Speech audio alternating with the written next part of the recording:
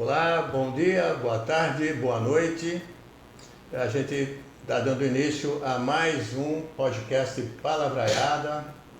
Eu sou Edgar Jorge e você? Olá, Edgar. Eu sou bem, o Fernando Pagan. Estamos aqui novamente. E o nosso convidado hoje? O nosso convidado quem é? É o deputado... Eu sou o Saulo Pedroso. O Saulo Pedroso, deputado federal pelo PSD. Isso. Seja bem-vindo, Saulo. Prazer em estar aqui e conversar com você. Que isso. Participando do podcast Palavraiada, comentei com o Edgar Jorge aí, né? Quem é que foi que teve essa sacada? Eu acho que é um termo que inclusive combina muito, né, com o contexto e a tem a ver um pouco com aquela coisa meia caipira, né, Saulo? Aquelas palavraiadas difíceis que eu vocês sou ficaram suspeito, falando. né, de falar, porque pelo sotaque todo mundo, Fernando, já percebe qual é a minha origem, qual é a minha tendência, aí, vamos dizer assim, mas prazer estar aqui participando desse bate-papo, Fernando, lhe conhecendo e falando um pouquinho aí, né, dos temas que as provocações aí do podcast vão permitir, e revendo um grande amigo, o Edgar Jorge. A gente estava comentando aqui, são quase 10 anos aí que eu tive a oportunidade na minha caminhada de vida pública de conhecer o Edgar e de ter por ele um respeito, uma admiração muito grande pela maneira séria com que ele, todas as vezes que topou participar da política, fez, né, da maneira como fez, e enfim. E agora, como representante da nossa região em Brasília, podendo falar um pouquinho também, né, do momento que nós estamos vivendo e das oportunidades que a gente pode construir aí para o futuro da nossa região. Então nós somos do interior, né? Então palavraiada é um termo muito bem utilizado para representar essa nossa região, seja o Circuito das Águas ou a região Bragantina. Bom, então vamos lá. Apresente-se, fale de onde você é, conte um pouquinho aí a sua vida, a sua trajetória, a sua adolescência, o início de tudo na política. Vamos lá. Você sabe que essa é a pergunta que mais as pessoas que não me conhecem em Brasília, circulando por elas fazem. Deputado, de onde? De qual região? Na verdade, de onde você é? Eu não... E quem às vezes tem alguém conhecido que está perto fala, ele é de Atibaia. Eu tive a minha trajetória política em Atibaia, eu nasci em Bragança, meu pai é de Pedra Bela, minha mãe de Camanducaia, mas com toda a adolescência dela ali na região de Joanópolis e Piracaia. Então eu costumo dizer que eu sou do interior de São Paulo, sou aqui da nossa região Bragantina, Circuito das Águas, né? Eu identifiquei quando eu fui prefeito de Atibaia, Fernando, que nós somos aqui um canto do estado de São Paulo encostado no sul de Minas, que fica fora do radar do Vale do Paraíba, do alcance da metropolitana de Campinas, não no desenho geopolítico administrativo, mas de projeção de investimento, atenção do governo do estado, do governo federal, não é também metropolitana de São Paulo, que tem um potencial enorme, que tem a nossa identidade, uma dinâmica muito peculiar, e que eu tive a oportunidade então de, nascendo em Bragança, na Santa Casa de Bragança Paulista, de construir a minha trajetória de vida como comerciante, como empresário ali na região de Atibaia, mas também na política, né? Eu tenho muitas passagens que ela demonstra claramente a minha identidade com a região, né? Logo na minha juventude, ali na minha adolescência, também sou suspeito a falar, mas quem conheceu pode citar, e tem uma passagem em Amparo. Eu tinha uma certa habilidade no futebol, né, Edgar? Você era bom de bola? Dizem as más línguas que não. Mas Mas a mamãe sempre falava que sim, né? O pai, né? E a cigana. E a cigana. Que leu a mão e disse, seu futuro é ser jogador de futebol. E eu participei, inclusive, de um teste do São Paulo Futebol Clube aqui em Amparo, na época. Que é o seu time de coração. Que é o meu time de coração. Nós. O São Paulo. É nós. Tá numa fase boa, delicadíssima, né? Joguei no Bragantino, fiz um teste, passei, joguei no Bragantino, tive a oportunidade de ficar algumas semanas em São Januário, no Vasco, num campeonato que nós fomos disputar lá com o Bragantino. Num determinado momento entendi, até pelo sofrimento da base ali, das categorias de base, é uma trajetória bem delicada, né? Carece de muita entrega, muita determinação. E eu acho que o fato de estar próximo da família, próximo da região onde eu tinha muitos amigos, aquela distância ali da casa, fez com que eu tomasse a decisão então de não continuar. Joguei até 2000, 17, 18 anos, fiz o vestibular para curso de Direito na Universidade de São Francisco, em Bragança Paulista, passei. No primeiro semestre do primeiro ano, eu ainda estava jogando no Bragantino, morando em Bragança, na casa da minha avó, que morava ali em Bragança. Mas aí quando eu decidi então parar com o futebol, definitivamente eu volto a trabalhar com meu pai no comércio que a gente tinha na cidade de Atibaia, e a partir daí ter acesso com a política. Meu pai foi candidato a vereador 5 vezes, nunca ganhou eleição, nunca ganhou. Só que ele era muito bem votado, então ele era provocado a participar das eleições, Edgar, para nós que falamos muito dessa questão partidária, porque na composição da chapa é interessante aquele candidato que é bem votado, para fazer a soma do coeficiente, né? Então ele era muito assediado. E como ele tinha participado de 5 eleições e não venceu nenhuma delas, em determinado momento ele cansou e falou: não sou mais candidato. E eu trabalhando com ele ali no dia a dia, nós tínhamos 2 mesas dentro do mesmo escritório, ele disse assim para o pessoal que começou a procurar ele para a eleição de 2004, eu não sou mais candidato, candidato é meu filho. Foi a maneira que ele encontrou para não dizer não, porque ele era... Para escapar, né? Para escapar do assédio. Entendi. E teve um partido lá que falou assim: se é ele, então vamos filiar ele. PP, o Progressistas. Hoje, na época, era PP. Filiei, acabei participando de algumas reuniões, gostei, fui candidato, 471 votos naquela eleição. Muito perto dos suplentes. Isso chamou a atenção da política porque eu era muito jovem. Muito bem votado, né, com 21 anos. Você tinha 21 anos. 21 anos, em 2004. E fui convidado a trabalhar na prefeitura pelo prefeito que foi eleito. Na verdade, foi reeleito. Foi o prefeito Beto Trícoli, foi deputado estadual, atuou aqui na região também. Ele me convidou para trabalhar na prefeitura, fui trabalhar na prefeitura. Quando foi em 2005, eu perdi meu pai. Meu pai faleceu. Eu voltei, então, pedi as contas da prefeitura, pedi exoneração do cargo, voltei a tomar conta das coisas que ele construiu junto com a minha mãe, né, com todas as coisas que ele construiu na iniciativa privada. E quando foi próximo da eleição de 2008, as pessoas, os integrantes do PP me procuraram. Eu fiquei um pouco distante da política, porque eu perdi meu pai, era uma coisa que ele queria muito, gostava muito. Ele mais me incentivou no futebol do que na política, né? Mas ele gostava de estar no meio. Quem é do comércio numa cidade pequena, no interior, sempre está falando de política, acaba sendo uma referência, né? Nós temos uma distribuidora de gás lá até hoje na cidade, que é eu que tomo conta, hoje eu que cuido. E em 2008, então, o PP, não, você tem que sair candidato, era uma coisa que o teu pai queria muito. Eu falei: olha, ele gostava bem disso, eu não. Mas coloca meu nome na chapa para ajudar, e eu peço voto para quem passar aqui no comércio. E para quem é comerciante, está perto da política também é interessante, né? Tá antenado ao que está acontecendo na cidade. Logo quando meu pai faleceu, eu comecei a investir na construção civil. Então você está perto da política é interessante para saber que rumo que a cidade vai tomar, que caminho que ela vai seguir, para quem é do mundo dos negócios, né? E eu participei da eleição de 2008 sem pretensão nenhuma.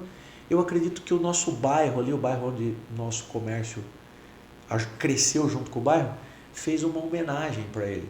Porque ele nunca ganhou a eleição e sempre foi uma referência. Você imagina um comércio num bairro que tem carro, caminhão, é o telefone que liga para o hospital, para a ambulância quando precisa, é o caminhão que faz mudança para todo mundo, é o mercadinho que vendia fiado para todo mundo, o nosso ali, né? E eu fui eleito, então, em 2008, vereador, com 927 votos. E eu sempre, tudo que eu peguei para fazer na vida, eu peguei para fazer de maneira correta, séria, com decência e tal. Falei: não, agora eu ganhei a eleição, agora eu tenho que me dedicar nesse trem aqui. E fui, então, iniciar a minha legislatura. E logo no começo, você imagina, Edgar, ô Fernando, vereador, 25 anos de idade, rebelde sem causa total, né? Você quer mudar tudo do dia para a noite e apesar de estar cursando direito, de ter cursado direito e ter habilidade com legislação, com entendimento da administração pública de como é que ela funciona, você sai da iniciativa privada dando ordem, mandando resolver as coisas no minuto, de um minuto para o outro, vai para a administração pública, tem que fazer licitação, né? Nunca é na velocidade que a gente espera aqui como administração privada. Eu fui muito intenso. E o prefeito, que é quem tinha sido eleito prefeito no período, na legislatura que eu fui eleito vereador, foi o cara que eu apoiei, sucessor do Beto, Dr. Denig, é vereador hoje na cidade. E eu apertava demais, chegou um determinado momento e falei, não, acho que eu estou mais atrapalhando do que ajudando. E eu era tão intenso na cobrança que as pessoas falavam assim, por que você não resolve você? Coloca o seu nome aí, sai candidato, ganha a eleição, você resolve do teu jeito, já que você fala tanto. E foi o que eu fiz. Porque chega uma hora você fica sem alternativa, você tem que se colocar à disposição. E com 28 anos decidi ser candidato a prefeito. Fui eleito. Antes, no último ano da legislatura que eu fui vereador, eu fui eleito presidente da Câmara. Aquela minha mobilização, articulação, aquele movimento todo me elegeu, permitiu ser eleito, escolhido pelos pares para ser o presidente da Câmara. E na condição de presidente, então, no último ano, eu decido ser candidato a prefeito da cidade de Atibaia na eleição de 2012, e aí a história é essa que todo mundo acompanhou, o prefeito mais novo da história da cidade, 8 anos de muito trabalho, de transformações importantes em áreas sensíveis que ao longo do tempo se acumularam e não foram resolvidas, e a cidade passa a ser então uma das principais cidades da região, uma referência, né, com crescimentos significativos em praticamente todos os temas. E isso me projeta na minha avaliação, acho que o Edgar, acho que talvez tenha um pouquinho de contribuição nesse sentido, me projeta a participar de um pleito eleitoral que discute a representatividade regional, e aí tem mais uma inovação ou audácia da minha parte, mas aí tem a participação de uma liderança política que eu tenho um respeito, um carinho, uma amizade muito grande, que é o presidente Kassab, do PSD, que naturalmente, Edgar, aquela eleição de 2022, eu seria candidato a deputado estadual. Que seria o natural, né? Não é regra, mas é o natural. Você sai de uma cidade de médio porte, você vai ser candidato a deputado estadual. Até pela fragilidade de representatividade da nossa região. Sim. Né? Mas ele disse, olha, você conseguiu uma projeção fora do ambiente que você está circulando aí, que você está atuando. Quantos votos você acha que você tem? Eu falei, acho que eu vou ter uns 80 mil votos, 90 mil votos. Ele falou, saia federal que nós vamos fazer federal com 80 mil votos. Eu falei, opa, aí a conversa muda, a gente consegue superar um caminho aí, curtar o caminho e definitivamente buscar um espaço de defesa e de articulação de recursos para a região e de votar, não que ser deputado estadual não seja importante, mas quando você tem a oportunidade de ser federal, você discute temas que envolvem o dia a dia da sociedade, o futuro da nação, né? Contribui para tentar amenizar essa confusão que nós estamos vivendo no país, e aí eu consigo então, não no primeiro momento, mas com uma votação significativa, ficar bem posicionado como suplente, e na renúncia do Marco Bertaioli, que foi um deputado que o PSD elegeu mais votado, né? Uma da nossa chapa, para assumir uma vaga do Tribunal de Contas. Assumi então em outubro de 23 aí a vaga de deputado representante da região Bragantina do Circuito das Águas do interior de São Paulo, lá em Brasília. Muito bem, eu posso dizer que eu tenho um amigo na Câmara Federal, né? Então, né? De 10 anos já que a gente se conhece, eu tenho um grande respeito pelo som. Ô Edgar, posso tirar 2 dúvidas aqui? Tá, antes de você fazer a pergunta. Primeira dúvida é, qual que era a posição que você jogava? Era meia, Nelsinho, Cunei, Pandolfo, né? Que foi zagueiro do Bragantino, era o nosso técnico na época, me recuou para lateral e depois eu volto para o meio de segundo volante ali. Foi naquele período que nós tínhamos no país aqui o formato de 2 volantes mais truncados de marcação, ali. Dunga, Mauro Silva, Flávio Conceição, Amaral, né? E a gente começa a migrar para um modelo do segundo volante que saía jogando com a bola, que aí o Rincon naquela época também passou a ser volante, mas um pouquinho mais saindo com a bola, né? Esse formato que nós temos hoje do volante, que não é o volante só de marcação na defesa ali na proteção da zaga, mas o volante que sai jogando, alimenta o ataque e tal. Então eu tinha um corpo um pouco mais leve, tinha um pouco mais de habilidade, então era só aprender a marcar e fazer a saída de jogo. Segundo volante ali, volante, meia, era a minha posição. E quando você se filiou ao PP. Aí depois, né? Para ser candidato a vereador. Isso, que foi a sua primeira filiação. Isso. Certo? Mas aí depois você participa da fundação do PSD com o Gilberto Kassab na região. Isso.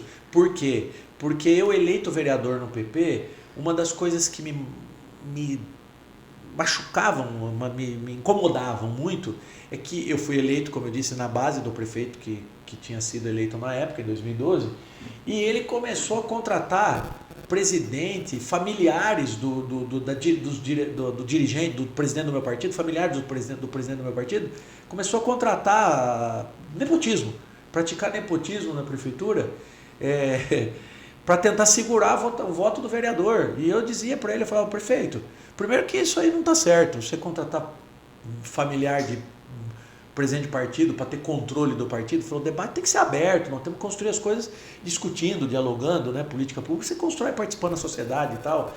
E outra, isso é um formato de política que está muito ultrapassado, eu já falava disso lá em 2008, né, quando eu fui eleito, o mandato iniciou em 2009. E eu comecei a falar, o meu voto na Câmara ele é independente, eu voto por convicção, como é hoje lá em Brasília. Tanto que o Kassab não fecha a questão, o PSD dá a liberdade para cada um votar do jeito que entender que é melhor, né? Nós temos que participar do processo eleitoral através de um partido, talvez ter uma identidade ali pelos temas que o partido tem mais facilidade, capacidade de contribuir com a nação, com o país, com o debate, né? Com a política pública que vai ser discutida. Mas o primeiro compromisso é com quem o elege, com quem te escolhe para estar lá, com o povo. Né? Tem que ser assim. Essa é acho que a regra básica. E aí o prefeito incomodado e a equipe política dele incomodada vai para cima e tenta caçar o meu mandato, porque eu não votava do jeito que eles me determinavam. Queriam que eu votasse.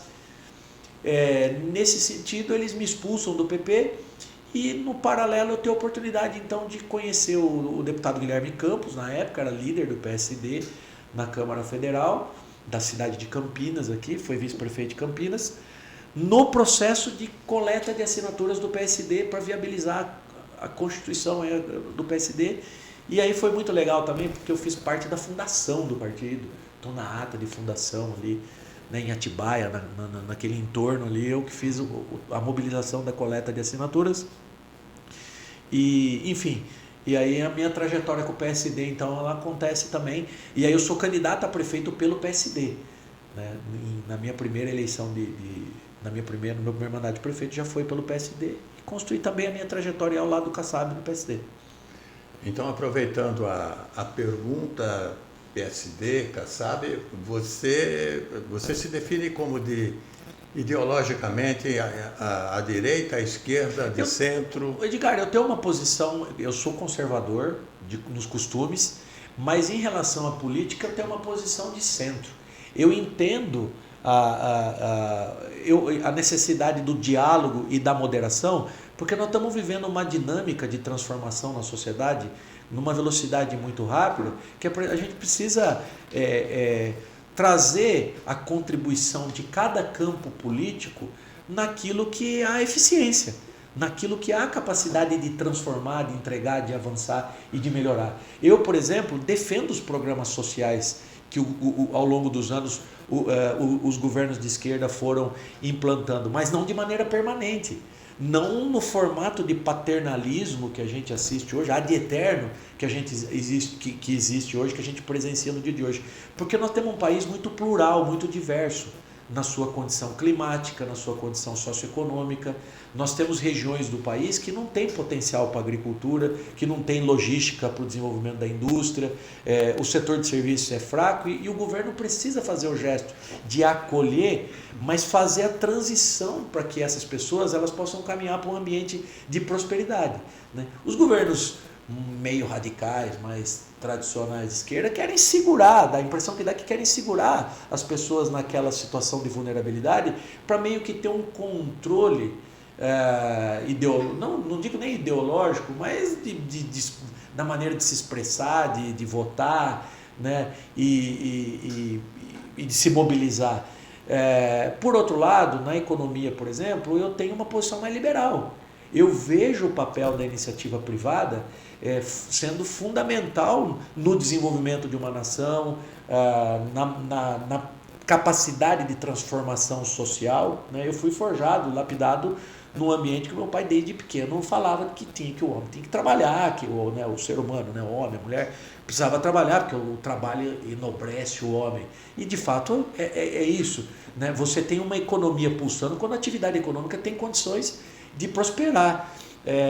Agora, hoje no Brasil está muito difícil de você se posicionar em relação a isso. Então, eu tenho na política uma posição de centro, mas nos meus costumes, por exemplo, eu sou conservador e vejo a esquerda defendendo algumas pautas que eu, particularmente, eu tenho as minhas restrições em relação a elas, né? Entendi. Você tem sentido que na Câmara Federal você tem o espaço para discutir esses temas todos, ou você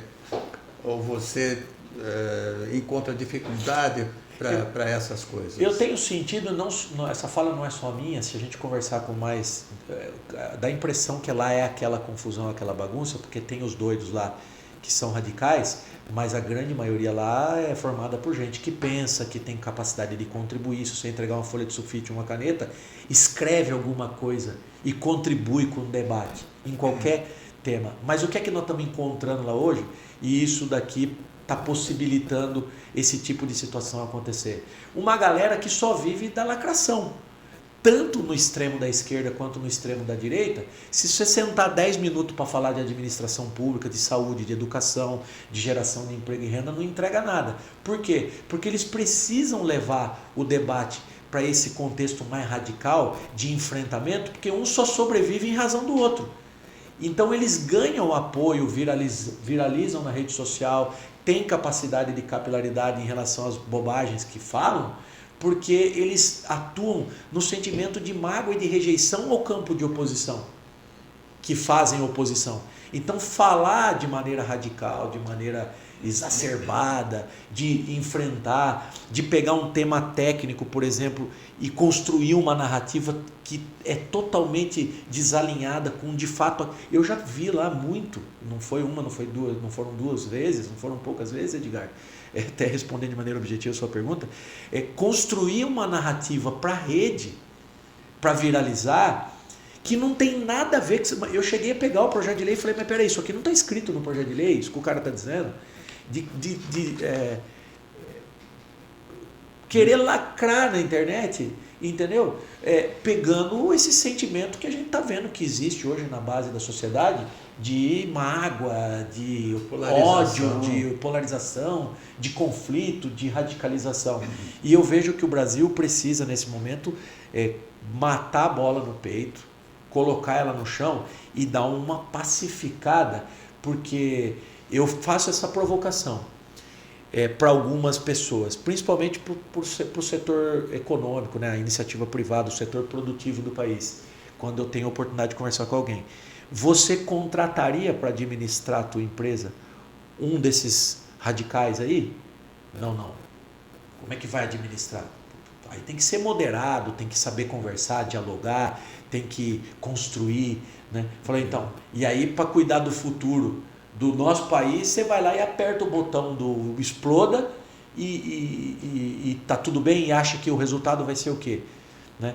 E aí tem um outro problema, Edgar, que a polarização ela não permite que algo moderado ou alguém que seja do diálogo tenha espaço. Sua pergunta foi, você vê espaço? Nós não estamos conseguindo encontrar espaço porque o barulho não deixa. Né? O barulho não entrega resultado, mas não deixa construir espaço. Né? E o povo precisa tomar atenção em relação a isso. Perfeito. Posso citar uma tese sua? Eu escutei você falar a seguinte tese: em ambiente de conflito, o capital vai embora. Essa fala minha, e é normal. Porque quando você... O capital, o que ele gera? Transformação. Ele gera riqueza, gera contratação, emprego, renda, transformação. E se há prosperidade e uma boa regulamentação clara, objetiva, estável, se o ambiente é um ambiente... Porque ninguém faz investimento, o capital não faz investimento para ter retorno em 1 ano, em 2 anos, em 3 meses, em 6 meses. É médio e longo prazo. Extrapola governo. As políticas precisam ser políticas nacionais, políticas de Estado, não política de partido. O problema da radicalização é que quem ganha a eleição enfrentando, ele mantém o palanque armado e esquece que depois que ele tem... próxima eleição, né? Ele está pensando Edgar, na eleição. Ele esquece que ele governa para todo mundo, inclusive para quem não votou para ele. Porque as pessoas sobrevivem no país. Né? E o capital ele funciona da seguinte maneira, e eu vou trazer um exemplo do que eu vou te dizer aqui. Se ele faz um investimento de médio e longo prazo, ele precisa de estabilidade na legislação, estabilidade jurídica. Se ele vai para um país que tem uma lei de incentivo, que foi aprovada pelo Poder Legislativo, não pode no meio da implantação ou no meio da operação dele, o STF, o Judiciário, interferir e derrubar, porque aquilo vai ter reflexo na produção dele. E nós estamos vivendo num mundo hoje globalizado. As empresas, e os Estados Unidos fez um movimento agora de proteção da moeda. Né? Foi ruim para nós, mas legítimo da parte deles. Porque hoje você tem tênis americano, o mundo está dolarizado, sendo produzido na Índia mais barato do que nos Estados Unidos. E os Estados Unidos consumindo tênis que é deles, que está sendo produzido na Índia, ou está sendo produzido em um outro lugar, né, mais barato. Então ele tá comprando um produto dele, com a moeda dele, que a produção mais caro. Não, na verdade a produção está gerando emprego em outra nação. Então os Estados Unidos estão fazendo um movimento de rearranjo. Mas o mundo hoje ele é competitivo. E para o Brasil ser competitivo e entrar no páreo contra o México, eu falo na disputa comercial, né? na capacidade de competir na produtividade, né? Porque é isso que traz capital, é isso que traz investimento, é isso que gera emprego, traz tecnologia, porque nós não temos, né? Traz investimento em infraestrutura, para competir com a Índia, para competir com o México, com a Argentina que está tentando encontrar um caminho aí, precisa ter estabilidade. Senão o capital vai embora e vai para o México. Se ele chega aqui, a cada segunda-feira nós temos uma crise, a Câmara faz uma lei, o STF derruba, o governo veta, derruba o veto, e fica essa crise institucional. E a nossa pauta dos últimos 6, 7 meses é a anistia. E o que é que isso tem de contribuição para o processo de construção no desenvolvimento, na geração de emprego, renda, investimento, atração de capital para o país? Né? É um tema que precisa ser debatido? É um tema que precisa ser debatido. Mas tão importante quanto isso, para tirar logo esse problema político da frente, é a gente retomar a estabilidade e discutir reforma. Reforma política, reforma administrativa, reforma tributária, aliás, que foi aprovada e vai começar a sua implantação em 27, né? 26, 27. Aliás, deixa eu falar, aproveitando a tua experiência como prefeito, como vereador, e a aprovação do Código Tributário. O Código Tributário, tal como está, ele vai ajudar mais o município ou ele vai... Porque eu quero depois que você comente, se possível, tem muito assunto para a gente falar aqui. Eu quero falar de municipalismo. Tá? Então, eu queria saber se o Código Tributário... Desculpa aí, Fernando. Não. Se o Código Tributário, na sua percepção, ele resolve as questões ou, segundo me parece, é uma visão de leigo, né? Não estou enfiado assim, mas a minha percepção é que ele vai concentrar mais poder na União. O poder na União. São duas coisas, então, né? Então eu quero saber, o Código Tributário ajuda o município, de que forma? E depois eu queria que você falasse rapidamente sobre o municipalismo, essa força. Eu preciso falar, são dois pilares que a gente precisa discutir, refletir sobre duas situações aqui. Primeiro, que houve uma modernização na legislação, uma clareza na regra tributária. Reduziu a quantidade de... Um cerco fechado em relação a evasão? A evasão e a questão que acontece quando traz produto de fora, entendeu? Importação? Não. Quando as pessoas não pagam contrabando, quando não pagam imposto, é sonegação de impostos. Né? Um cerco que fecha em relação à sonegação de impostos. Uma visão, uma disponibilidade clara do percentual que as pessoas estão pagando em relação a cada produto. Uma distribuição não tão republicana, deveria ser mais, mas o lobby que aconteceu na reforma para discutir tarifa alíquota especial, redução de alíquota para alguns setores, mas nós avançamos de maneira significativa, por exemplo, em zerar a tributação da cesta básica. Acho que isso é legítimo e é importante para o país. Então, promover uma clareza, uma modernização na regra e a justiça tributária, porque hoje nós temos um arcabouço de regras, muito complexo, decretos, né? regulamentações, lei de incentivo. Né? São centenas de milhares de regras. E aí, vamos pegar o nosso caso. O que nós perdemos de empresa para o sul de Minas por conta da diferença na alíquota de CM? Pessoas que moram aqui na nossa região, no Circuito das Águas e na Bragantina, e que vão trabalhar em Extrema, porque lá não tem mão de obra suficiente para atender o que levou de empresa para lá, só por um motivo, pela questão da troca de notas, da diferença de ICMS, né? Eu acho que até acontece a questão da troca de nota, mas vamos falar da diferença da alíquota de ICM, né? Então, uma competitividade desleal na minha avaliação. Quando você moderniza o sistema tributário, a gente avança nesse sentido. Só que aí nós temos um problema. A concentração de força na receita dessa tributação, que tem uma tendência de aumentar por conta da modernização, de tributar no consumo lá na ponta, né? Então, evadir pouco. Isso. Né? A competitividade no meio do caminho, né? O que é que vai definir agora se uma região vai ser próspera ou não? Formação e qualificação. E eu tenho alertado nossos prefeitos aqui em relação a isso. Gente, a hora que mudar, essas empresas que estão no sul de Minas vão querer ir para os eixos de desenvolvimento para buscar logística, formação e qualificação e infraestrutura. Data center, acesso, saneamento, energia. Nós temos um problema grave de fornecimento de energia, falta de investimento. Infraestrutura, né? Infraestrutura no geral. Essas empresas elas vão se rearranjar no país. E nós temos um potencial enorme porque nós temos logística, nós temos posicionamento geográfico estratégico.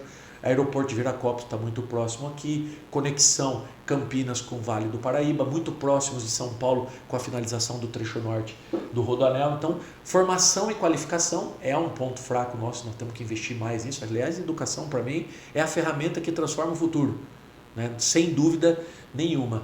Essa questão de planejar a infraestrutura para que a gente possa atrair essas empresas para a nossa região. E aí o problema que eu estava dizendo é a questão da concentração das receitas na mão do governo federal. E o grande debate que está acontecendo agora é, diante dessa concentração num fundo federal, como é que vai retornar isso para os municípios? Né? Sim, aí tem um complicador. Uma disputa de posição, né, num conselho, numa equipe que será formada de representantes de município, estado e federação, para que esses recursos voltem. E aí a minha avaliação, Edgar, tem que ser por diagnóstico de necessidade.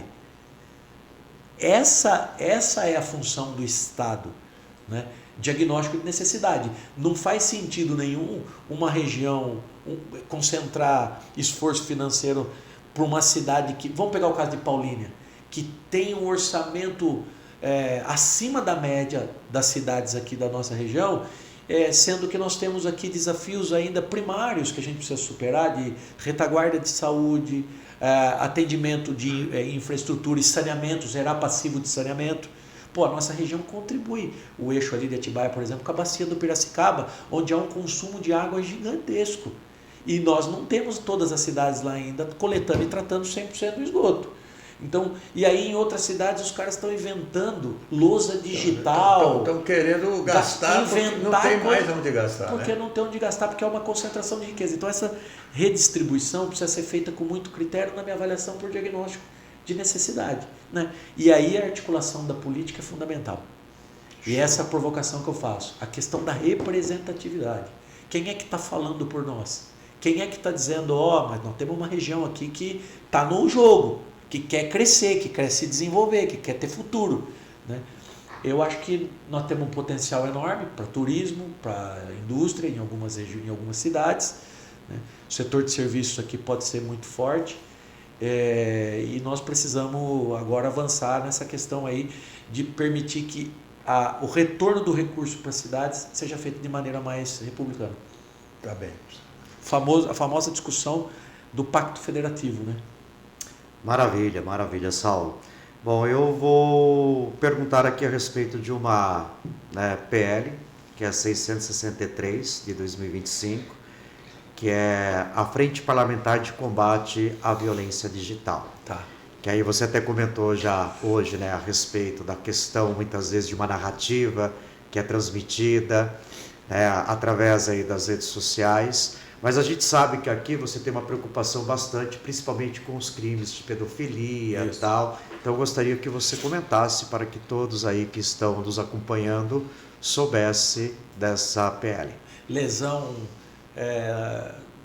física, crimes sexuais, pedofilia, preocupação com a saúde mental, de maneira especial a proteção dos nossos filhos, das nossas crianças, dos nossos adolescentes. Fernando, esses crimes estão acontecendo dentro das nossas casas, no quarto. Enquanto o pai e a mãe estão conversando na cozinha, o crime está acontecendo. Desafios que são lançados. Também preciso deixar de maneira clara aqui, porque essa questão da narrativa está me incomodando muito. Eu não estou defendendo cercear a liberdade de expressão, controle de redes. Eu, aliás, defendo que as redes fiquem abertas para cada um falar a contribuição, cada um trazer a contribuição que quiser, e se não tiver condição, falar as bobagens que fala, que tem muito, né? Falando bobagem aí para a rede social. Se tem espectador para isso, fazer o quê? Né? Vamos investir mais em educação, né? Em cultura, em ferramentas que transformam as pessoas. A minha preocupação é a proteção às nossas crianças, aos nossos adolescentes. É inevitável a transformação que a tecnologia vai proporcionar cada dia que passa com mais velocidade nas nossas vidas. Mas a tecnologia tem que prever esse tipo de situação. Por que eu digo isso? Os proprietários daquela boate lá foi no sul do país, eles foram condenados. Na Boate Kiss.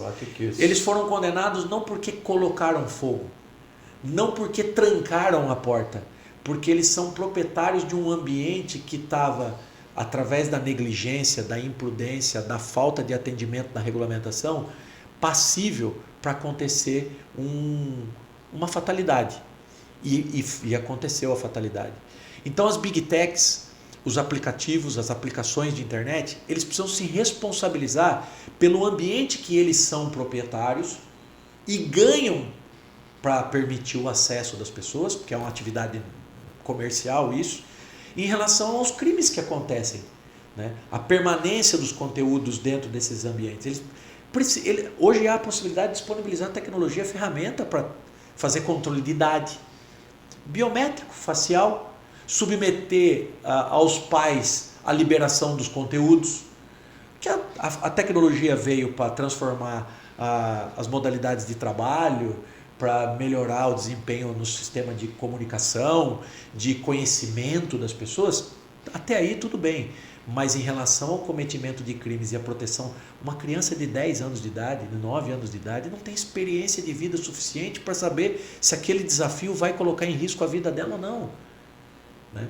E isso está acontecendo dentro do ambiente privado, dentro de um negócio, de um ambiente que foi construído, desenvolvido por alguém e que ela cobra para que as pessoas frequentem aquele espaço. Então, a responsabilidade em relação aos conteúdos lá dentro, e no primeiro momento é evidente que nós queremos camadas de proteção através de ferramentas para que as crianças e os adolescentes não tenham acesso a esse tipo de conteúdo, né?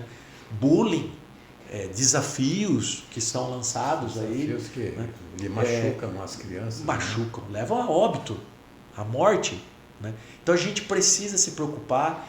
Eu encampei aí esse movimento, propondo a criação da frente parlamentar para ter um ambiente permanente de atualização da legislação, de monitoramento, fiscalização. O Poder Legislativo do país precisa estar antenado a isso a todo momento.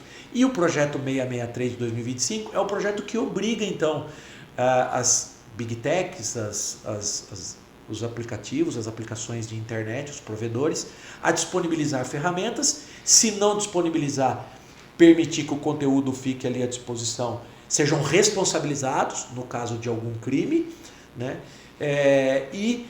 Criar camadas de acesso com autorização dos pais, né? Com a anuência dos pais e a obrigação do reconhecimento biométrico facial. Aí eu faço uma provocação a esse assunto da liberdade de expressão. Todo mundo pode dizer o que quiser, falar o que quiser. A única coisa só que eu acho que faz sentido e é justo, Fernando, é que a gente saiba quem é que está dizendo. É só isso. Se quer criar um perfil na rede social para ficar atacando a moral, atacando a índole das pessoas, só coloca o CPF lá, não tem problema nenhum. Tá certo que a legislação penal hoje já prevê uma possibilidade de você acionar a justiça, mas nós precisamos ter uma facilidade só de saber quem é que está. Eu não tenho problema nenhum de colocar tudo que eu penso, tudo que eu acho, tudo que eu faço, mas você entrar na minha rede e está lá Saulo Pedroso, todo mundo sabe onde eu moro, onde eu vivo, quem é, meu CPF, se eu falar alguma merda lá, desculpa aqui a expressão da palavra, vão me encontrar. O problema é a covardia, né, de cometer crime escondido atrás da rede e com a proteção de uma rede social, né? Então, essa é só a provocação que eu faço. Eu acho que todo mundo tem o direito de falar o que quiser. E se teve algum tipo de desavença que você pode entender, por exemplo, de um jeito e eu não, nós temos um poder judiciário para poder resolver. Já existem instrumentos para isso. Legais, né? para isso. Para isso. Quer dizer, isso. A tua posição é de proteger as crianças, né? E adolescentes contra os crimes. E deixar que as pessoas se resolvam entre si com as suas opiniões, com as suas... Né? Essa é estou resumindo bem. E que as Big Techs assumam também a responsabilidade no caso dos crimes. Claro. E, Edgar, nós temos crimes que acontecem via WhatsApp, via rede social, via um dispositivo tecnológico, crimes financeiros que acontecem. É a ferramenta que está viabilizando o cometimento do crime. Então, eles precisam desenvolver ferramentas para que isso não aconteça. Senão, eles precisam ser responsabilizados pelos crimes que acontecem via a ferramenta que eles estão disponibilizando, né? Agora, falar o que quer, tal, desde que tenha identidade, qual o problema de se identificar? Eu não vejo problema nenhum de se identificar, né? Aliás, eu votei contra a PEC da blindagem. Isso é importante, posso falar? Porque tinha lá um artigo que trazia de volta a possibilidade do voto secreto. Falou, mas pô, Edgar, você me ajudou aqui, votou, foi de casa em casa falando, nós temos que votar para esse menino aqui porque ele vai nos representar lá. E as pessoas que acreditaram nisso precisam saber como é que eu estou votando lá. No que eu estou votando, se é sim, se é não, se é a favor, se é contra. Essa é uma pauta que custa muito caro para o Brasil. E aí nós vamos ficar escondido atrás do voto secreto, ficar escondido aí atrás da rede social. Pô, acho que não faz sentido, né? Posso complementar? Foi interessante porque aí eu estava saindo do trabalho hoje, aí um aluno me parou e perguntou quem que é o próximo que vai para participar do podcast. Aí eu falei assim, o deputado federal, Saulo Pedroso, você conhece? Aí ele falou assim, não conheço. Acompanhe lá depois, né?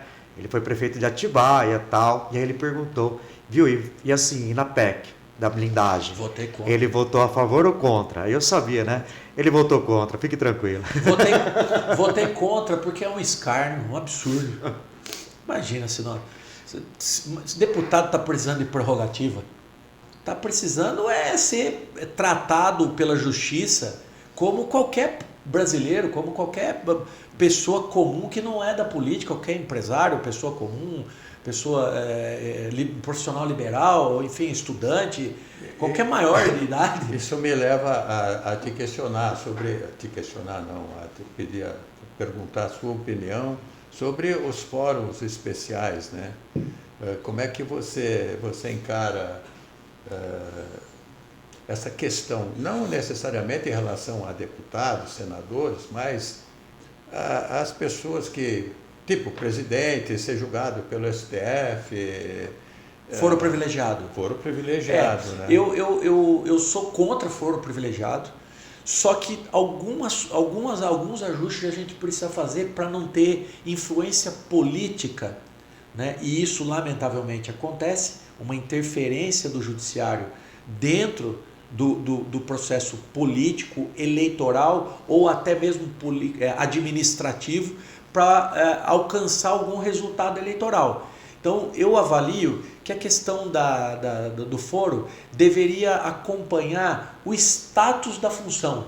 Se você é uma autoridade municipal, você tem que estar sujeito ao fórum municipal. Até porque é o fórum local que convive ou que vai analisar o que aconteceu, a denúncia, o processo que se materializou, aconteceu ou não aconteceu dentro daquele ambiente onde o judiciário está atuando, né? À medida que você sobe, você começa a discutir temas de relevância estadual, de relevância no ambiente político, que aí eu avalio que o Tribunal de Justiça precisa ser a primeira instância de análise. E o federal, o STJ, na minha avaliação. Então, se eu pudesse escrever, deputado federal, porque a gente tem que ter uma instância de revisão, justamente para coibir as questões políticas, né? Você não pode, por exemplo, ficar protegido, e eu acho que o STF tem um quórum muito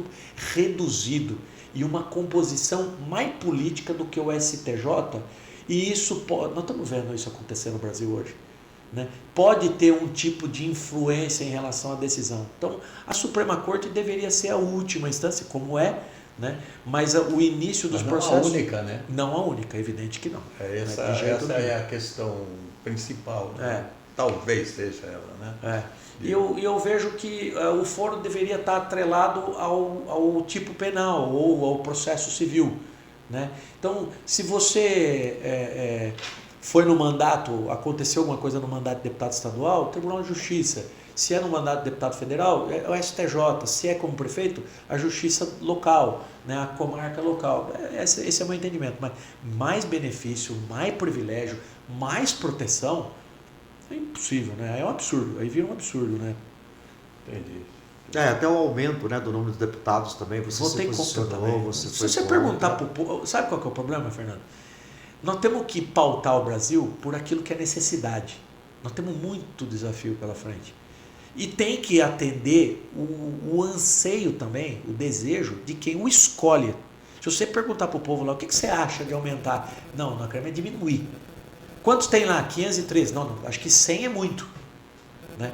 É claro que, às vezes, sem um entendimento mais profundo em relação a essa questão do pacto federativo, da representatividade, da composição da república, né? De como é o nosso país com 27 federações, ele é formado, como é que as coisas acontecem dentro da administração pública, mas assim, não é a pauta do momento.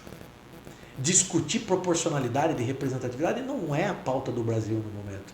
A pauta do Brasil no momento é harmonia entre os poderes, geração de emprego e renda através de uma reforma tributária, de um investimento pesado em formação e qualificação, uma revisão no contexto de infraestrutura.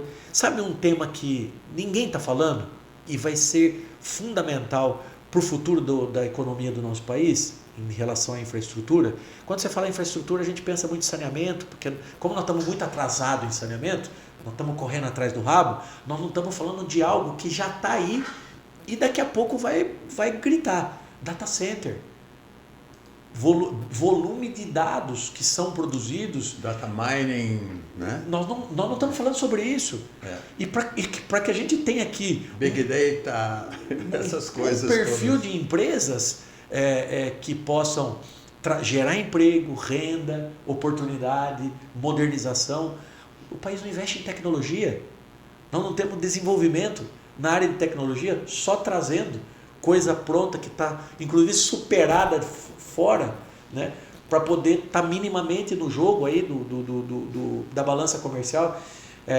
Mas, por outro lado, a gente é muito forte, por exemplo, no agro, né? Que praticamente segura o PIB, segura a balança comercial do país. Enfim, e aí vem a Câmara e pauta aumento de deputado. PEC da blindagem. Né? Hugo é muito parceiro, votei no Hugo, acredito muito no mandato do presidente Hugo, mas e também não é importante que a gente diga isso, né? Às vezes a gente culpa o presidente pela pauta, mas ele é muito, muito, muito leal ao que ele pactuou com a Câmara Federal quando ele estava fazendo campanha para ser presidente, em atender o Colégio de Líderes.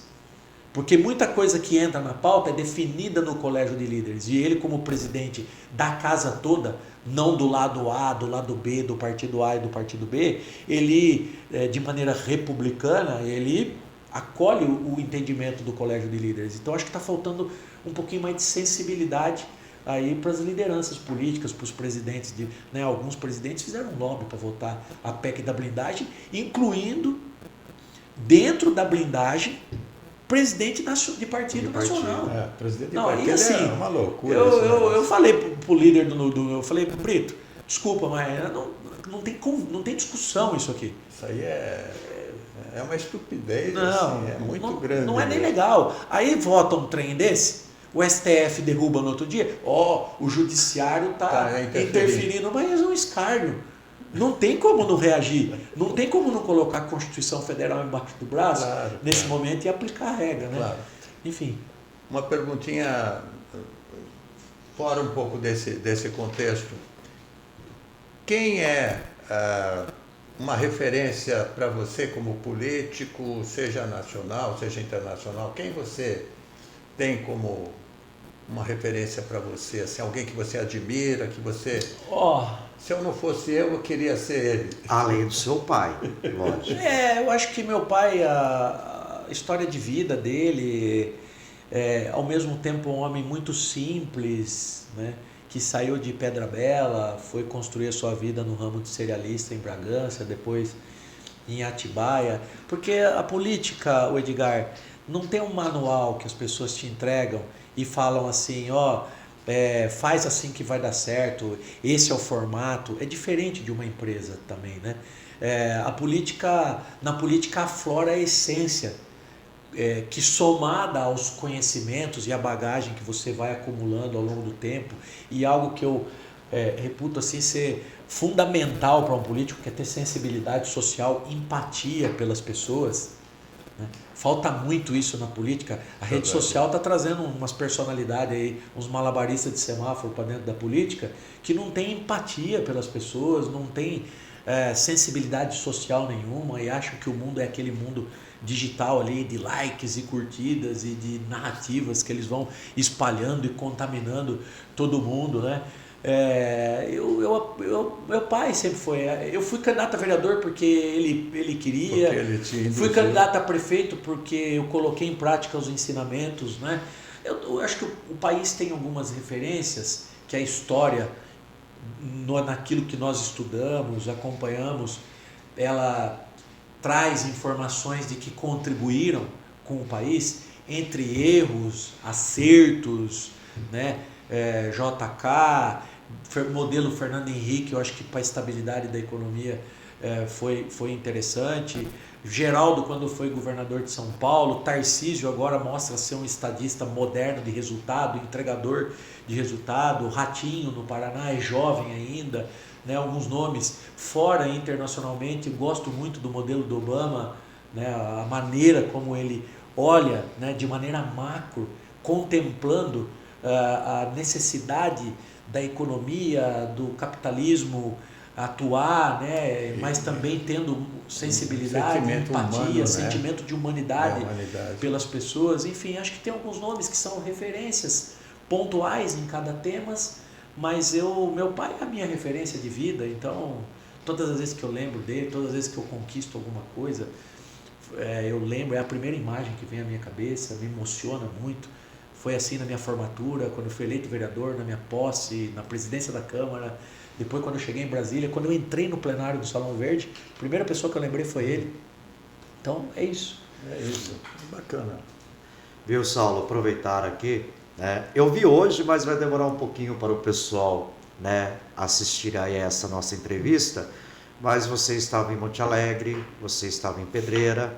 Então, eu gostaria de saber da sua relação com o Circuito das Águas e também com a cidade de Amparo. Tá. Tudo bem?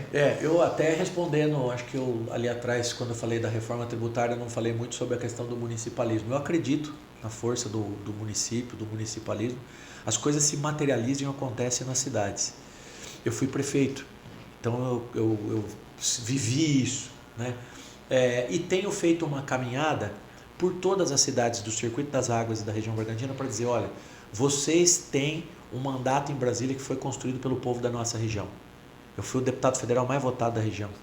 Em algumas cidades de maneira mais expressiva, em outras menos, mas como eu disse, quando a gente ganha, assume um cargo político, uma função, nós estamos para servir todo mundo e não só quem nos elegeu, né?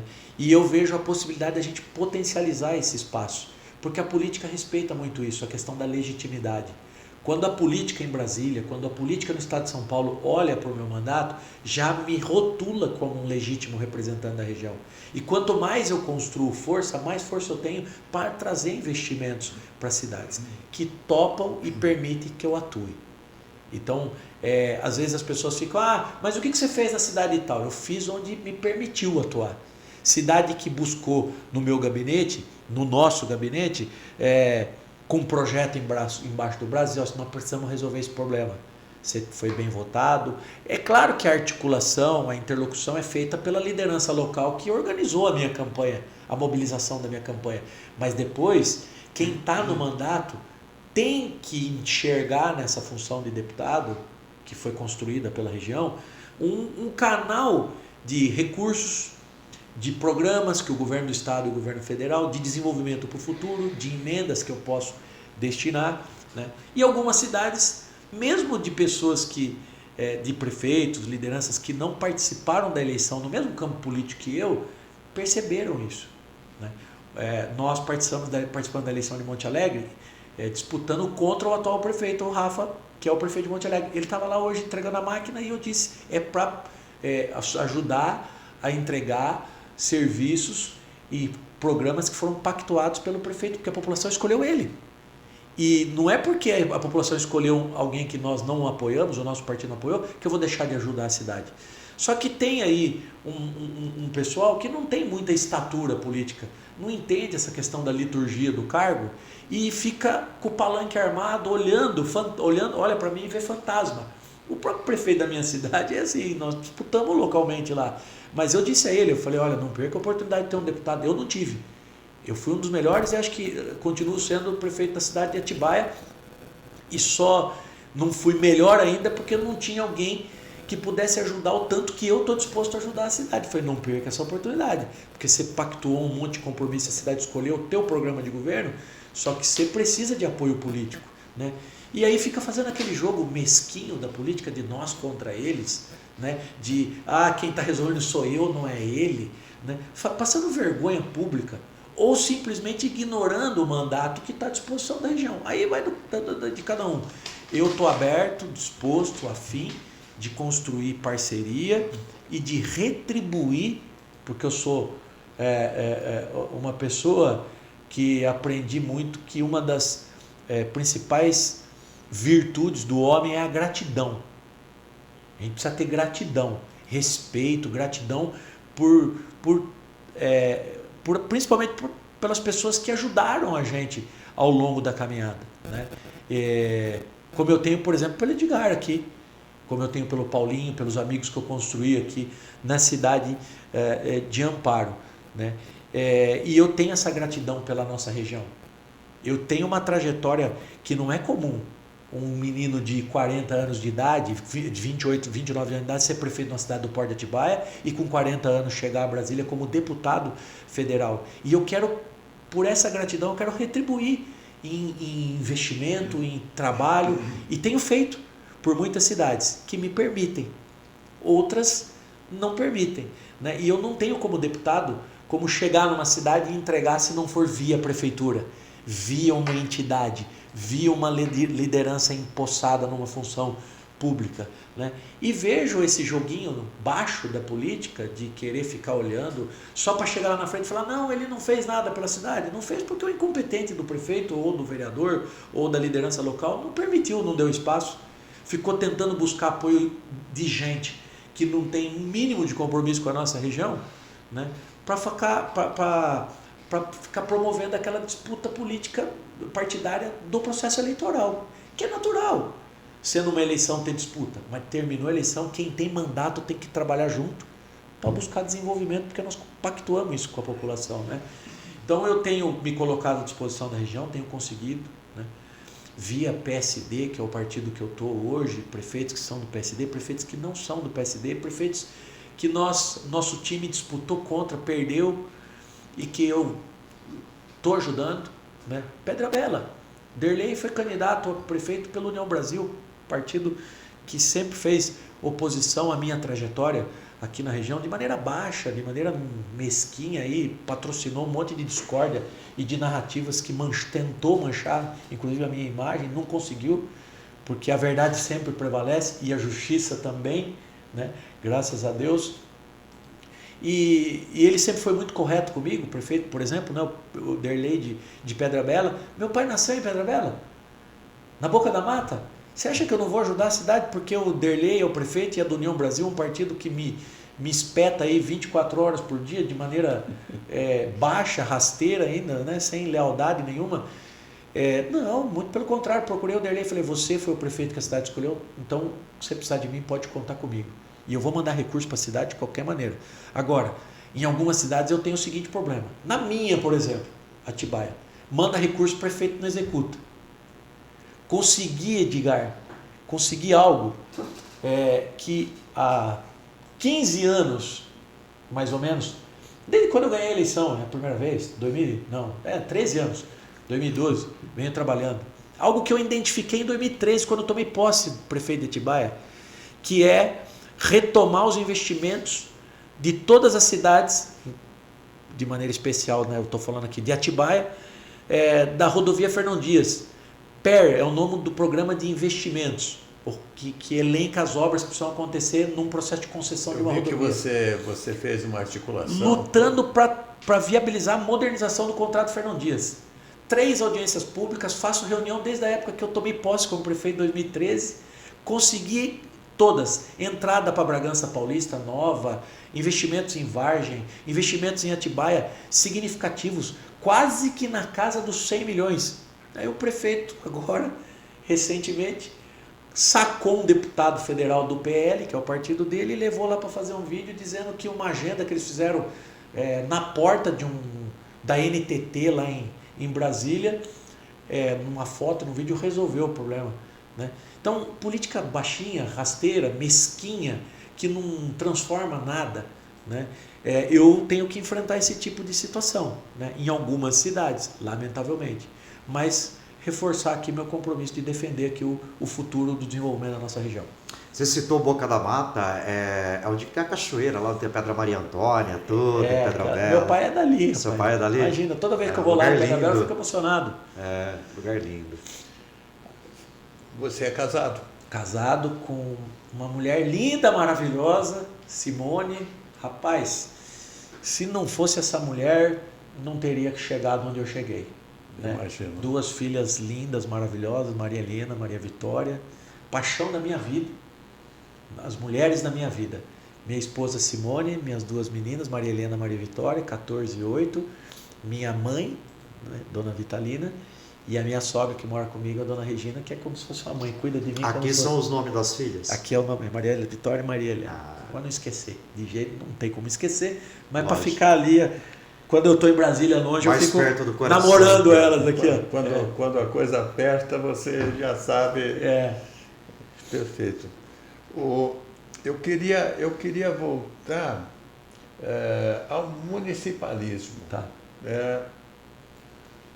O municipalismo, ele é um movimento vivo dentro da Câmara Federal ou ele é só uma bandeira eleitoral, assim? Porque eu não sei se dentro da reforma do Código Tributário, se eles atuaram nisso, ou se na reforma administrativa estão fazendo alguma coisa. Sabe por que o municipalismo está perdendo espaço, viu, Edgar? Está perdendo espaço. Está perdendo. Sabe por que está perdendo? Porque as pessoas estão votando agora em personalidade da rede social. Quem é que conhece? Se eu sentar com o governador hoje, como eu tenho feito em algumas oportunidades, amanhã, com o ministro da Saúde, com o ministro da Educação, eu vou dizer para eles o que é que o desenvolvimento da nossa região precisa. Duplicar Bragança Socorro, duplicar Bragança Itatiba, hospital regional, ampliar os AMEs nossos para AME HD, que é o que faz procedimentos de baixa complexidade para os hospitais de retaguarda poderem atender a oncologia, cardiologia e ortopedia, que é uma deficiência nossa, institutos federais, FATECs, ampliar os cursos das ETECs. Se eu sentar com as lideranças políticas que governam o nosso país na esfera federal e estadual, no ambiente executivo, você tem o discurso, eu conheço. Eu tenho uma reflexão, Fernando, pode ser sonho, mas eu falo a seguinte situação: o circuito das águas, em termos de potencial e característica urbanística, climática, aspecto de paisagismo urbanístico, não deve nada para Gramado e Canela. Nada. O clima lá é um pouquinho diferente, então no frio criou ali um destino, foi criado ali um destino, estruturado com investimento da iniciativa privada, planejado pelo poder público. A nossa região aqui do Circuito das Águas tem um potencial enorme, até porque nós estamos muito perto de São Paulo, o dólar e o euro está muito alto, então você tem uma tendência de fortalecer o turismo local e interno no Brasil, com a possibilidade de ter um destino perto da uma das maiores capitais da América Latina, né? Oferecendo tudo que Gramado e Canela, que a gente sai daqui e vai lá prestigiar, oferece. Só que o que é que a gente precisa? Formação e qualificação, infraestrutura, logística para chegar, saneamento, investimento. Por que eu estou dizendo isso? Respondendo o municipalismo. Porque eu sei disso. Eu vivo aqui, eu moro aqui, eu converso, as pessoas sabem que eu sou de carne, põe a mão, sabe que se ligar para mim em meia hora eu estou aqui, eu atendo o telefone. Eu sou testemunha. Só aqui. que nós estamos votando para gente que não sabe nem que nós existimos. E aí na hora de votar a reforma tributária, se eu não estou lá para falar isso, você acha que o cara que teve 20 mil votos aqui na região pelo celular vai se preocupar com isso? Não. Ele vai ficar falando dessas pautas polêmicas da polarização, porque isso mexe com o sentimento das pessoas. Só que as pessoas esquecem que na segunda-feira, quando elas acordam, ela precisa de ônibus, ela precisa de creche, ela precisa que o filho tenha uma oportunidade de estudar numa escola boa, numa formação, numa qualificação técnica boa, que tenha a oportunidade de emprego aqui para ele não ter que pegar a mochila com 18, 19 anos e ir embora e não voltar mais. E aí a nossa região se transforma numa região dormitório, porque quando você não tem oportunidade, o que acontece? 18, 19 anos, ele vai embora. Ele vai embora buscar prosperidade na vida. Então, a gente tem a oportunidade de ter um potencial enorme, diversificado no turismo, na indústria, não poluente, de tecnologia, que traz valor agregado. Parte de serviço. Parte de serviço, né? Só que esse debate tem que ser feito por quem é local. A gente está... os políticos, a gente precisa refletir sobre isso, porque nós temos que fazer um trabalho pedagógico na próxima eleição, de provocar essa reflexão no eleitor, de votar em quem conhece a nossa realidade e tem condição de contribuir, porque também não adianta só conhecer, né? Tem que ter condição de contribuir no debate e esquecer um pouco dessa forma de votar em famosos, em outsider, que não vai pensar no nosso futuro. Não vai pensar no nosso futuro, né?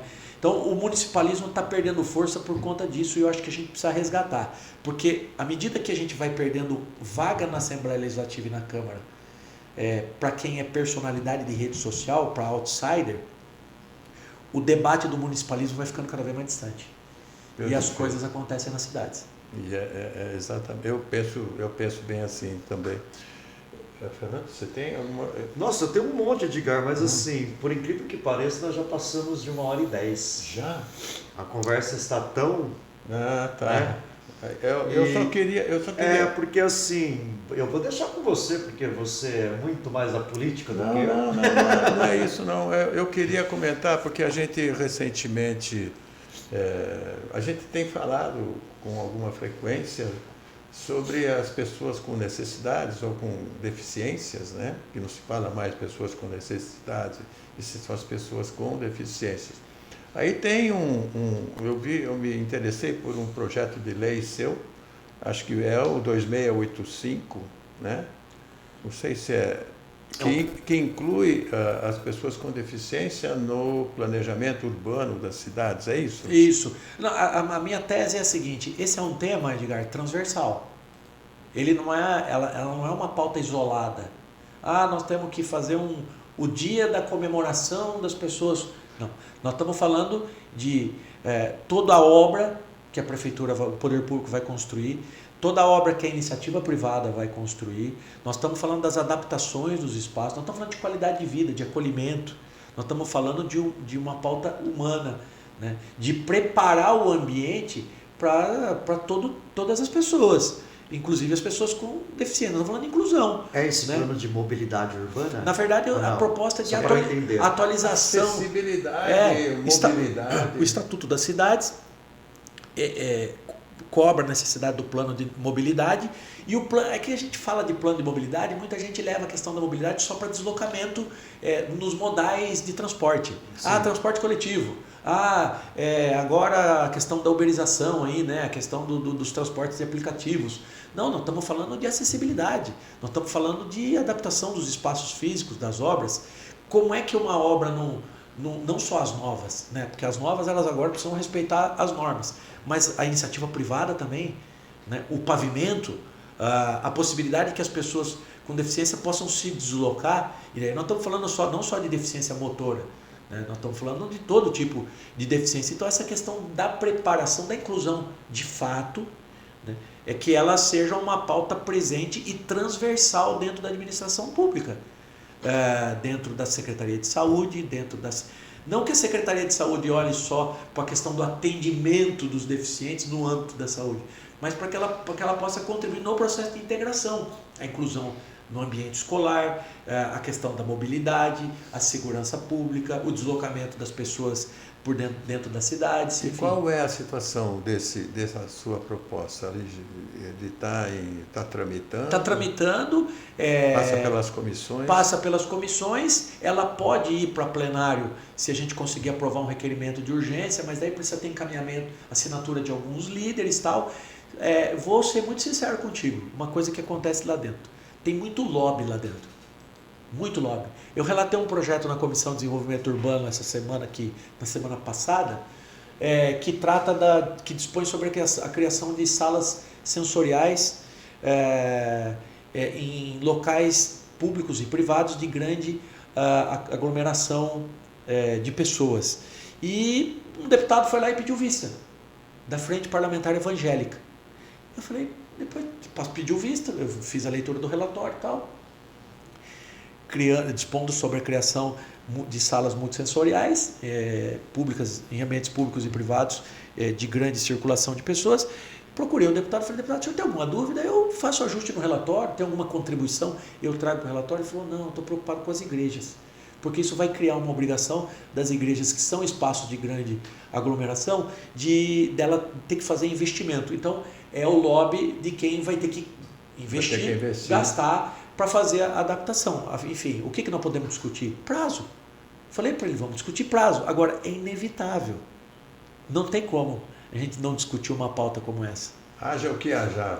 Aconteça o que acontecer. Eu não abro mão do mérito, mas podemos discutir prazo, porque tem um impacto financeiro. Então, eu vejo como legítima também a atuação dele, mas assim, não pode ser para inviabilizar. Então, lá dentro tem muito esse tipo de situação. As pressões que acontecem em relação aos impactos daquilo que você está aprovando, seja financeiro, seja um impacto de investimento, tal, Né? Sempre entra alguém em campo e fala, não, mas se aprovar isso, isso vai gerar um custo, tal, tal. Mas tudo bem, então vamos discutir prazo. Mas a adaptação e a modernização e a atualização tem que acontecer, né? E está tramitando nas comissões. Então, ali demanda muita articulação política minha. Quero, nesse primeiro mandato ainda, aprovar a legislação, essa lei. Rapidamente, para a gente não estender demais, aí eu tenho que te perguntar, eu já vi você de chapéu de boiadeiro, já vi você sobre cavalo, com violão, esses são seus hobbies, como é que é? Futebol não é mais, meu joelho deu uma bichada aí, não estou dando canto mais de jogar. Meu hobby, Edgar, é estar junto com os amigos, com a família, fazer um churrasquinho, escutar uma moda sertaneja, de vez em quando arranhar um violãozinho. Você toca violão? Muito fraquinho, bem ruizinho. Gosto de estar... Mas da cantoria você gosta? É mais panta do que atrai.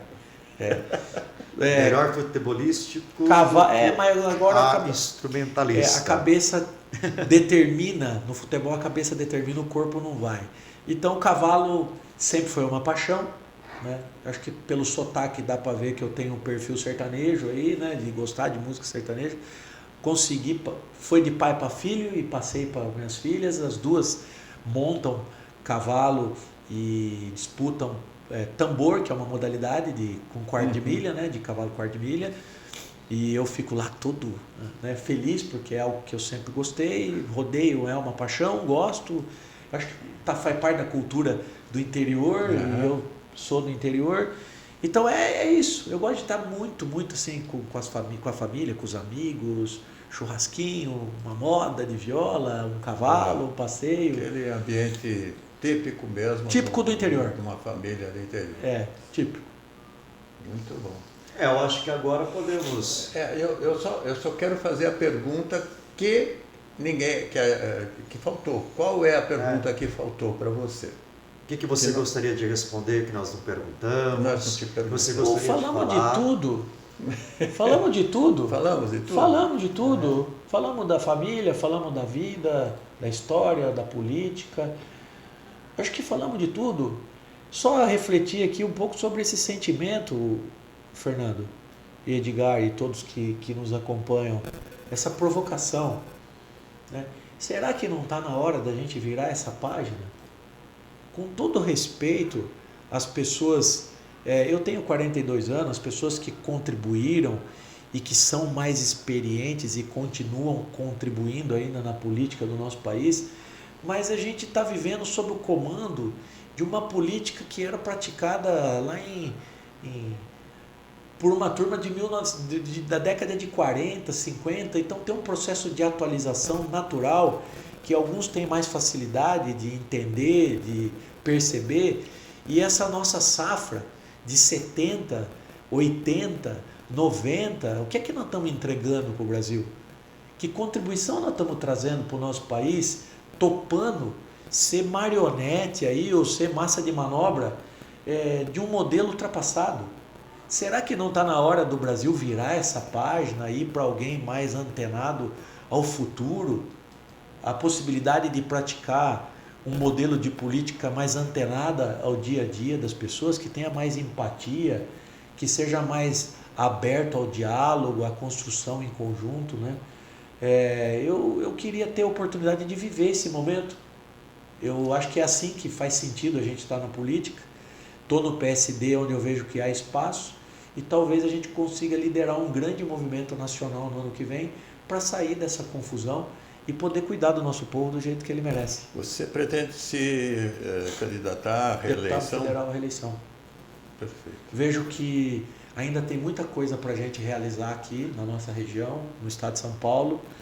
Tem muita coisa para a gente mudar no Brasil, e me vejo com muita condição de contribuir, muita vontade, muita disposição, muito conteúdo para subsidiar aí as decisões. Beleza, então agora a gente pode dizer para você encerrar aí a tua fala, que mensagem você quer deixar. Mensagem de gratidão, Fernando, a oportunidade de estar aqui na querida cidade de Amparo, junto de vocês, falando um pouco aí, né, da política, da vida, e reforçando o meu compromisso com o nosso povo aqui, a minha disposição de trabalhar, né? E de estar sempre com a agenda aberta para que a gente venha aqui por mais vezes aí falar sobre tudo que a gente precisa falar aí do nosso país e da nossa região. Nós que agradecemos, né, Edgar? Essa presença aqui Sem no dúvida. podcast. Eu sou testemunha, Palavra. eu sou testemunha, Fernando, porque o Saulo, ele atende o telefone, ele responde a mensagem imediatamente, assim, seja por qualquer questão, ele não empurra, Isso é bom, viu? Isso é bom. Porque olha... É raro, né? É raro mesmo. É raro. Rapaz. A política está ficando longe da população, nós temos que difícil. reaproximar. É difícil. Então, eu nunca, se é assim, está de parabéns, porque olha... Eu nunca o procurei para pedir nada, mas às vezes que eu precisei consultá-lo sobre alguma coisa, Verdade. ele sempre teve disponível, responde rapidamente. Não, e assim, a alegria de poder contar com a contribuição, o conselho, o apoio de alguém que, com toda a sinceridade, Edgar, essa é a maneira que eu te vejo, atua na política com um perfil de conhecimento, de entrega e de capacidade de contribuir acima da média do que nós estamos acostumados hoje, né? Que faz com muita seriedade, foi o que me chamou muita atenção quando eu te conheci a primeira vez, a maneira como você enxerga a política de maneira séria, né? E tem capacidade de contribuir. Não está para ser aventureiro, não está para participar por participar, não está querendo encontrar acomodação de vida na política, muito pelo contrário, né? Tem essa visão do quanto a política pode ser uma ferramenta de transformação e automaticamente tem capacidade de poder contribuir. Então, gratidão da minha parte aí pela parceria e pela caminhada juntos aí. Feito? Feitinho. E aí, Tá Fernando? Então, muito obrigado aí pela presença. Então, hoje nós estivemos aqui no Palavraiada, o deputado federal Saulo Pedroso e podcast Palavraiada, gente relevante. E papo interessante. Ou gente interessante. E papo relevante. Papo boa. relevante. Tá? É isso, a gente fica por aqui, gente. Hoje com a presença do meu amigo Saulo, que falou um pouco sobre a política nacional, Saulo Pedroso, deputado federal, sempre na companhia agradável do meu amigo Fernando Pagan, e a gente se vê logo, tá bom? Abraço. Até a próxima vez, gente. Até mais. Tchau, tchau.